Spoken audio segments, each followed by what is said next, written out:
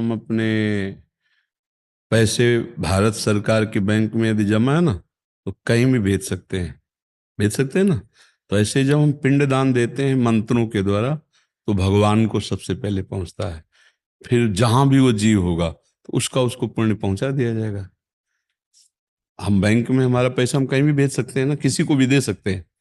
तो हमारे पितर हैं, हमारे पूर्वज हैं, उनके लिए हम जो पिंड दान करते हैं, दान पुण्य करते हैं, वो उनको प्राप्त होता है, किसी भी योनि में हो।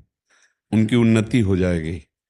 जहां भी जिस भी योनि में होंगे तो उनकी उन्नति हो जाएगी, उनका मंगल होना शुरू हो जाएगा। मान लो अशुभ जगह में पड़े तो उनकी उन्नति हो जाएगी, शुभ में है तो और आगे बढ़ जाएंगे। तो हम उनको प्राप्त होते हैं। कोई ऐसा नहीं है कि वो व्यर्थ चला जाता है।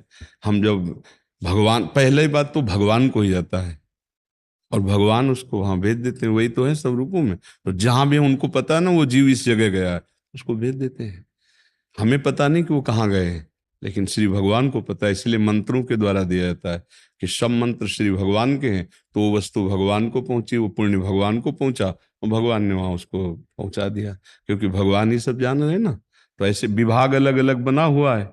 भगवान ही धर्मराज के रूप में है, भगवान ही लोकपाल वरुण के रूप में, भगवान ही पवन के रूप में, भगवान ही अग्नि के रूप में। तो जैसे लोकपाल अग्नि के मुख में स्वाहा, तो वो भगवान पहुंचाएंगे। जिसके निमित्त से आहुति दी वो तो सामने भस्म हो गया पदार्थ, लेकिन वो सुकृत उसको प्राप्त होगा। पिंड तो दिया तो सामने ही रखा है, उसे कोई जीव जंतु खा जाएगा, लेकिन उसका जो सुकृत है भाव देने का, वो उस जीवात्मा को प्राप्त हो जाएगा। ऐसे जैसे हमने 100 ब्राह्मण खवाए, 100 संत खवाए कि ये पुण्य हमारे पितामह को मिले, और संकल्प किया। संकल्प होता मंत्रों के द्वारा, जो ही संकल्प हुआ वो पुण्य उनको प्राप्त हो जाएगा सरकारी डिपार्टमेंट से। भागवतिक जो है ना सरकारी, वो प्राप्त हो जाएगा, ये व्यर्थ नहीं जाता है। तो इसीलिए मनाया जाता है कि हमारा कुल परिवार चले, कि अगर हम भगवत प्राप्ति ना कर पाए तो भी हमारी दुर्गति नहीं होगी। हमारे परिवार में कोई पुण्यात्मा, कोई धर्मात्मा पुत्र होगा, वो हमारा कल्याण कर देगा। इसलिए मनाया जाता है। बका वो कोई बैठा नहीं रहता है, जन्म के कर्म के चक्र चलते रहते हैं। तो पर वो जहां भी होगा, बोले बड़ी बुरी दशा थी लेकिन अब सब बदल गया यार, कुछ ही दिनों में बदल गया। तो उसका मतलब उसके पूर्व संस्कारों में कोई परिवार में ऐसा हुआ कि उसने ऐसा तप किया, ऐसा भजन किया, ऐसा पुण्य किया कि उसकी भी उन्नति हो गई। इसलिए मनाया जाता है कि हमारा कुल परंपरा में कोई दीपक जलाने वाला हो, कोई धर्म करने वाला हो। लेकिन ये लौकिक बात है बच्चा, अलौकिक बात है कि हमको अभी भजन करके मुक्त हो जाना, हमें किसी का भरोसा नहीं करना। अब वो पाप कर्म करेगा तो हमारी दुर्गति भी तो हो जाएगी।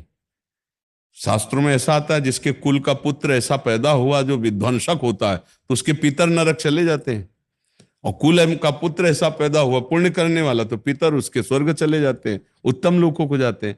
तो अपने को ऐसा जीवन नहीं दूसरे के सहारे जीना, सीधे भगवान के सहारे हो और ऐसा भजन करो कि हमारे को किसी के पिंडदान की जरूरत नहीं, जीते जी मैं भगवान को प्राप्त हो जाऊं। क्यों काहे को दूसरे के सहारे रहे। तो हमें ये भी श्रद्धा रखनी कि जैसे कुल परंपरा में है तो पितर आदि के कल्याण के लिए करे। पर ये लौकिक बात है। अलौकिक बात है कि राधा राधा राधा अब हम दे रहे हैं, अभी इससे सीधे कल्याण होगा उनका, हमारा भी कल्याण, उनका भी कल्याण, जगत का कल्याण करने की सामर्थ्य भगवान नाम में, प्रभु के नाम में। ठीक है।